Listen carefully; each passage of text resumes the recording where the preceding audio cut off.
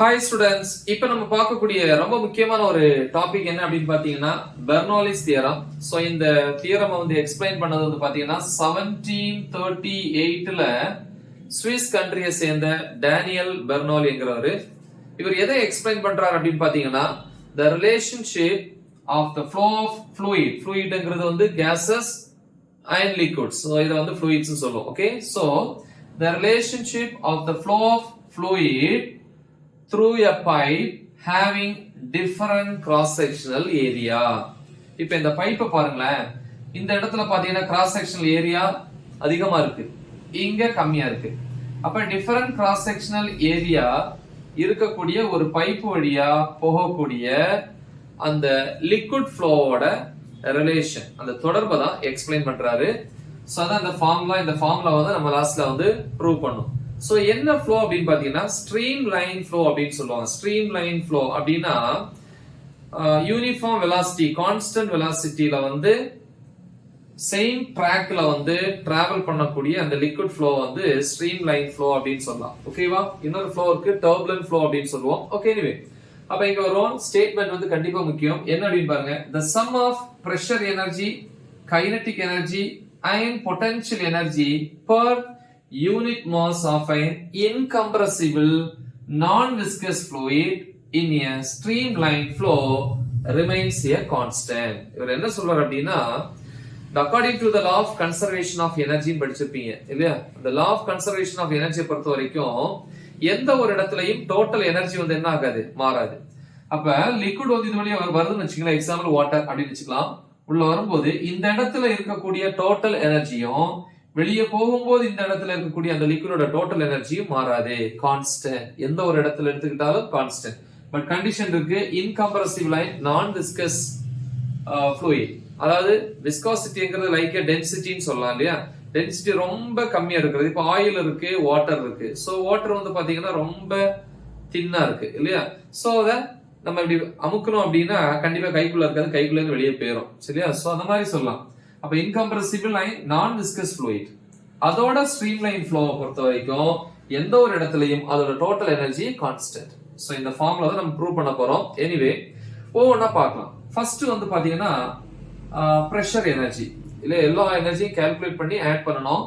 அப்ப நமக்கு தெரியும் இந்த இடத்துல கிராஸ் செக்ஷனல் ஏரியா உள்ள வரக்கூடிய லிக்விட் இவ்வளவு ஏரியாவை யூஸ் பண்ணிக்குது. பொதுவா கிராஸ் செக்ஷனல் ஏரியாவுக்கு கேபிட்டல் ஏ தான் யூஸ் பண்ணுவோம். பட் இங்க இந்த டியூபோட ரெண்டு எண்டுக்கும் ஏ பின்னு பேர் கொடுத்திருக்காங்க. அதனால கிராஸ் செக்ஷனல் ஏரியாவுக்கு ஸ்மால் ஏ தான் யூஸ் பண்ண முடியும். அது எந்த எண்டு? ஏங்கிற எண்டு, கீழே தான் ஏ போட்டுக்கணும். அதே மாதிரி பிங்கிற எண்ட்ல பாருங்க, கிராஸ் செக்ஷனல் ஏரியா பி, வித்தியாசம் ரெண்டுமே. கரெக்டா? அதே மாதிரி வந்து பாத்தீங்கன்னா உள்ள வரக்கூடிய ஃப்ளூயிடோட மாஸ், அதோட வால்யூம் அது அப்படியே வெளியே போயிட்டே இருக்கும். அப்ப அந்த ரெண்டு இடத்துலயும் அது ஈக்குவல். சரியா? அதனால வால்யூம் பொறுத்தவரை VA VBன்னு போடக்கூடாது. சேம் அமௌண்ட் ஆஃப் வால்யூம் தான் வெளியே போகுது. மாஸும் அதே மாதிரி தான், மாறாது. அப்புறம் ஹைட்டை பாருங்க, சர்ஃபேஸ்ல இருந்து ஹைட்டை பாத்தீங்கன்னா இந்த ஹைட் வித்தியாசம், இந்த ஹைட் வித்தியாசம். அதான் HA HB எழுதியிருக்கோம். ஓகேவா? எஸ். சோ இப்போ நம்ம அந்த எக்ஸ்பிளனேஷன் எழுதுவோம். உள்ள வரக்கூடிய லிக்விடோ ஃப்ளூயிடோ வாட்டர், மேபி நான் வாட்டர் எக்ஸாம்பிள் எடுத்துக்கிறேன். சோ உள்ள வரும்போது கண்டிப்பா அந்த இடத்துல ஒரு பிரஷர் கிரியேட் ஆகும். பிரஷருக்கு ஃபார்முலா படிச்சிருக்கோம், நான் சொல்லியிருக்கேன். Pressure is equal to force by area. இதுல இருந்து force is equal to by the cross multiplication pressure into area. அப்ப இந்த ஏங்கிற எண்ட்ல கிரியேட் பண்ணக்கூடிய ஃபோர்ஸ P எழுதலாமா? பிரஷர் எங்க? ஏ எண்டா பி எண்டா? A end.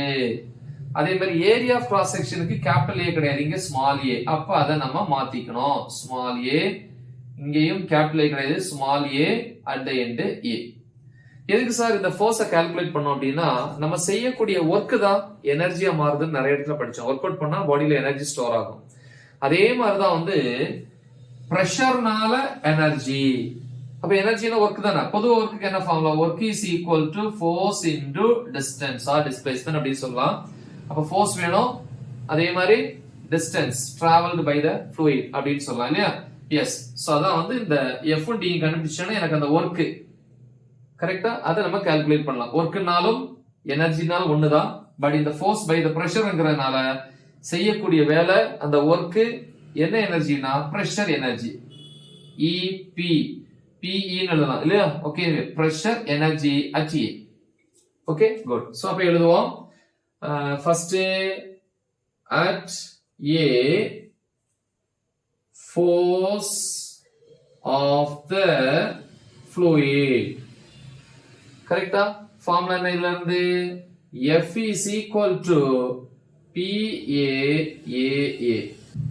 So next distance traveled by the fluid. படிச்சிருப்போம். Velocity is equal to displacement by time. Distance or displacement. Okay. So இதுல இருந்து D is equal to by the cross multiplication we can write VT. V na speed அல்லது velocity of the fluid. இல்லையா? A அப்படின்னா Aங்கிற point. கரெக்டா? So அப்ப எழுதலாம் distance traveled by the fluid. So என்ன எழுதலாம்? D is equal to VAT. இப்ப total work நம்ம calculate பண்ணலாம் இல்லையா? So total work done by the fluid. கரெக்டா? Total work done by the fluid. Work என்ன formula? W is equal to F into D. F into D அப்படின்னா F இதா இருக்கு. PA AA into D என்னது? VAT. உங்களுக்கு தெரியும். So இது வந்து distance. VAT என்கிறது distance or displacement னு சொல்லலாம். இது வந்து area of cross section. அப்ப area into distance என்னது? வால்யூம் தானே. சோ அப்ப இவ்வளவுத்தை நம்ம என்ன போட்டுக்கலாம்? V ன்னு போட்டுக்கலாம். அப்ப W is equal to PAV. இந்த ஒர்க் தான் எனர்ஜியா ஸ்டோர் ஆகுது இங்க. கரெக்டா? இந்த எனர்ஜியை தான் பிரஷர் எனர்ஜின்னு சொல்லுவாங்க. அப்ப இந்த ஒர்க் எப்படி எழுதலாம்? Pressure energy. பிரஷர் எனர்ஜினா EP at A equal to PA into V. V னா வால்யூம். கரெக்டா? Capital V volume. இந்த ரெண்டு சேர்த்து தான் வால்யூம். நம்ம படிச்சிருப்போம். டென்சிட்டி என்ன எக்ஸ்பிரஷன்? மாஸ் பை வால்யூம் படிச்சீங்க. அப்ப இந்த வால்யூம் மேல கொண்டு வந்தீங்கன்னா volume is equal to mass by density. அப்படி V பலா m by rho எழுதலாம். சோ இதுதான் எனக்கு இப்ப equation number 1. So next step. அடுத்து என்ன எனர்ஜிமா? Kinetic energy. ஃபார்முலா படிச்சிருப்போம். Kinetic energy at A. Formula என்ன படிச்சிருக்கீங்க? கைனெட்டிக் எனர்ஜி K ன்னு எழுதுறேன். at A ங்கறனால ஃபார்முலா half mv². மாஸ்ங்கிறது உள்ள வரக்கூடிய ஃப்ளூயிடோட மாஸும் வெளியே போகக்கூடிய ஃப்ளூயிடோட மாஸும் சேம். வெலாசிட்டி இந்த ஏரியா அதிகமா இருக்கு, இங்க கம்மியா இருக்கு. சோ இந்த இடத்துல வெலாசிட்டியை VA அப்படின்னு போட்டுக்கலாம். at A speed at A அப்படின்னு சொல்லலாம். ஓகே. சோ இது ஈக்குவேஷன் நம்பர் 2. அடுத்து என்ன எனர்ஜி பாருங்க? Potential energy. Potential energy at A. இப்போ பொட்டன்ஷியல் எனர்ஜினா PE at A. ஃபார்முலா இதுக்கும் படிச்சிருப்போம். mgh. mங்கிறது mass constant, g acceleration due to gravity constant, height different பாருங்க. A ல வந்து பாத்தீங்கன்னா HA ன்னு போட்டுக்கலாம். இது ஈக்குவேஷன் நம்பர் 3. கரெக்ட்டா?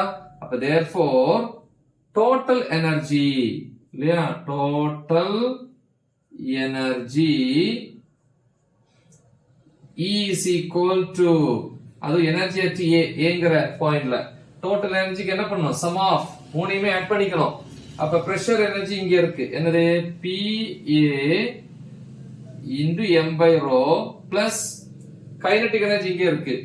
half mva² plus potential energy mgha.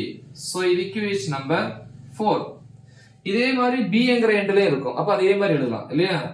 similarly at B என்கிற இடத்துல டோட்டல் எனர்ஜி. இது டோட்டல் எனர்ஜி at A, இங்க டோட்டல் எனர்ஜி at B. அப்ப என்ன வரும் ஃபார்முலா? EB equal to இதே மாதிரி ஆனா லெட்டர் மட்டும் மாத்திக்கணும்.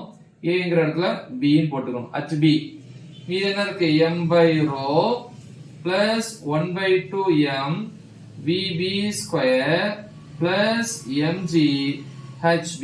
so இது equation number 5. நம்ம படிச்சோம் இல்லையா? according to the law of conservation of energy, according to the law of conservation of energy. Okay, so இங்க எழுதலாமா? law of conservation of energy பொறுத்த வரைக்கும் total energy at A equal to total energy at B. எந்த ஒரு இடத்துலயும் total energy மாறாது. அப்ப energy at A equal to energy at B. சரியா? so next இத ரப் பண்ணிடுவோமா? இப்ப சப்ஸ்டிட்யூட் பண்ணிடுவோம். ரப் பண்ணிட்டத EA இதா இருக்கு இல்லையா? என்னது? PA into m by rho plus 1 by 2 m VA square plus mgHA equal to total energy at B. இதா இருக்கு இல்லையா?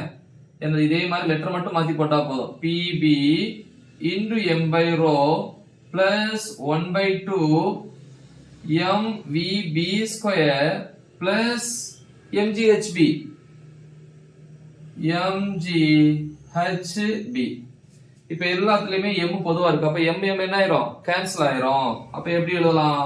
கேன்சல் ஆயிட்டுனா PA by rho plus 1 by 2 இதுல m போயிடுச்சு. அப்ப VA square plus இதுல m போயிடுச்சு. அப்ப GHA equal to PB throughout m ஆல டிவைட் பண்ணும்போது m எல்லாத்துலயுமே போயிடுச்சுல. அப்ப மீதி என்ன இருக்குங்க? PB by rho plus 1 by 2 VB square plus GHB இப்படின்னு எழுதலாம். கரெக்டா? அப்படி என்ன அர்த்தம்? total energy at A equal to total energy at B னா ரெண்டுமே மாறிலி தானே. அப்ப எதுக்கு AB ன்னு போட்டுட்டு ஜெனரல் ஈக்குவேஷன் எழுதலாம். AB போடாம சிம்பிளா P by rho plus 1 by 2 V square plus GH equal to a constant. கரெக்டா? பாருங்க அதே ஃபார்முலா இங்க கொண்டு முடிச்சிட்டோம். சோ இத ஈக்குவேஷன் நம்பர் 6 ன்னு எழுதலாம். சோ இவ்வளவுதான். தேவைப்பட்டுச்சு என்ன பண்ணிக்கலாம்? divide by g on both sides. g ங்கிறது acceleration due to gravity, அது ஒரு கான்ஸ்டன்ட் வேல்யூ. இப்ப கான்ஸ்டன்ட் பை அந்த கான்ஸ்டன்ட் g ஆலும் அதே கான்ஸ்டன்ட் தான். இப்ப எல்லா இடத்துலயும் g ஆல டிவைட் பண்ணா இங்க என்ன வரும்? p by rho g plus 1 by 2 into v square by g. ஏன்னா g ஆல டிவைட் பண்றோம். plus இத g ஆல டிவைட் பண்ணா g கேன்சல் ஆயிரும். அப்ப h equal to constant. so இது equation number 7. இப்போ ஒருவேளை உள்ள வரக்கூடிய fluid இந்த சர்ஃபேஸ் கூட, ஏன்னா லிக்விட பொறுத்தவரை அதுல வந்து டிஃபரெண்ட் லேயர்ஸ் இருக்கும். ஒவ்வொரு லேயர் கூட வந்து ஃபிரிக்ஷன் ஆகும்போது பை த ஃபிரிக்ஷனால அந்த ஃபிரிக்ஷனல் ஃபோர்ஸ்னால எனர்ஜி லாஸ் ஆகலாம். அப்படி லாஸ் ஆயிடுச்சுன்னா கண்டிப்பா வந்து இந்த இடத்துல இருக்கிற எனர்ஜியும் இங்க இருக்கிற டோட்டல் எனர்ஜியும் ஈக்குவலா இருக்காது. சோ அதனாலதான் நம்ம சூஸ் பண்ணக்கூடிய fluid எப்படி இருக்கணும்? இன்கம்ப்ரசிபிள் ஆகி நான் விஸ்கஸ் fluid இருந்துச்சுன்னா அந்த ஃபிரிக்ஷனல் ஃபோர்ஸை வந்து முடிஞ்ச வரைக்கும் ரெடியூஸ் பண்ணலாம். சோ அப்ப அந்த வேல்யூ வந்து என்னது? நம்ம எடுத்துக்கணும் அவசியம் கிடையாது. ஓகே, நெக்லிஜிபிள் வேல்யூ அந்த ஃபிரிக்ஷனல் ஃபோர்ஸ். ஓகே, அப்படி இருக்கும்போது according to the law of conservation of energy ரெண்டு இடத்துலயும் டோட்டல் எனர்ஜி வேல்யூ சரி. சரி, இப்போ ஒருவேளை கேஸ் இல்லையா, கேஸ் ஸ்பெஷல் கேஸ் நம்ம யூஸ் பண்ணக்கூடிய டியூப் பிளாட்டா இருந்துச்சுன்னா, இதான் டியூப் பிளாட்டா இருக்கு சர்ஃபேஸ்ல, இந்த சர்ஃபேஸ்ல பிளாட்டா இருந்துச்சுன்னா இந்த இடத்துல ஹைட் என்ன? 0. அது height at the end A ஆ இருக்கலாம், அட் தி எண்ட் B ஆ இருக்கலாம், எதுவா இருந்தாலும் சர்ஃபேஸ்ல இருந்து ஹைட் 0, சர்ஃபேஸ் ஒட்டி இருக்கு. அப்படி 0வா இருந்துச்சுன்னா இந்த ஃபார்முலா எப்படி எழுதலாம்? P by rho g plus 1 by 2 V square by G H 0 தானே. அப்ப equal to constant இப்படின்னு எழுதலாம். இவ்வளவுதான்ப்பா. ரொம்ப முக்கியமான ஒரு டாபிக். நல்லா தெளிவா பிராக்டிஸ் பண்ணுங்க. மறக்காம இதை உங்க ஃப்ரெண்ட்ஸுக்கு ஷேர் பண்ணுங்க. Right the example. All the best. Thank you.